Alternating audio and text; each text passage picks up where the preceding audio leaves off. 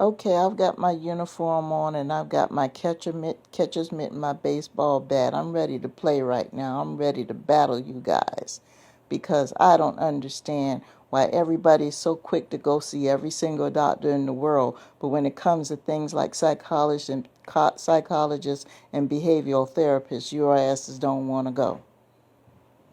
Okay, help me figure that out. I know some people right now, they've got doctors, they got specialists and everything else, and all they have to do is go see them, and they'll write a prescription for them, and they're running to Walgreens, running to Rite Aid, running over to CVS to get those prescriptions filled. Oh, they're quick to do that. But when it comes to mental health, they will shuck and jive about trying to go see somebody. Take their own sweet time. You know you don't have it going on upstairs. You don't know if you're coming or going to and fro. You know that. But you'll spend all day running around all over God's creation to this specialist and this doctor and that specialist and that rehab and everything else to get your body fixed, but you won't get your mind fixed. What is the problem? I know you're not worried about being embarrassed because the same people you're worried about being embarrassed are the ones probably need to go themselves and get some help. So don't even try that. But the thing is that the minute you go to a physical doctor and they write you a prescription, you take it at face value and you're ready to go run and get those pills.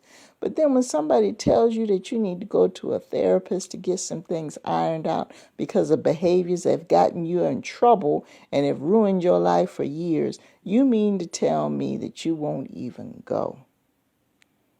But you'll keep all those other doctor's appointments. You'll race to those. So mental health, I guess, is just not important. It's okay as long as your body is fine, but it doesn't matter if your mind is right. Or even worse yet, there's a group of people right now, they'll listen to people like me on the internet and on TV and everything else, and they'll take those little bits and pieces and put it together and call themselves doing a self-diagnosis. And then they figure, okay, well, if I listen to enough sessions, if I book enough one-on-ones with this person over here and listen to this podcast over here and watch this video at this certain time, I'll be fine shortly. No. Some people's problems are deeper than that, and you know it. So go see somebody. There is nothing wrong with going to see somebody. You know, it's a courageous thing, I think, when you choose to go and address your mental health problems. It's important to you that you take care of your mental health. It really is. You want to be able to have good relationships and live a productive life. You can't do that if you're not processing things properly. You really can't. So just face the fact that you might need to see someone.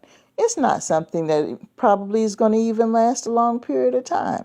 It's probably something that's not as big as you think it is, but left untreated, it could turn into something bigger. Easily. But you got to be sure about what you want to do with yourself. If you've got a whole drawer full of prescriptions and you got 6 and 7 different doctors helping you take care of your body, and you know that you are having problems processing things mentally or processing things emotionally, and you won't go to see a psychiatrist, you know what? Just quit going to those doctors and see what happens. Just like you're falling apart mentally now. If you're going to do it 100.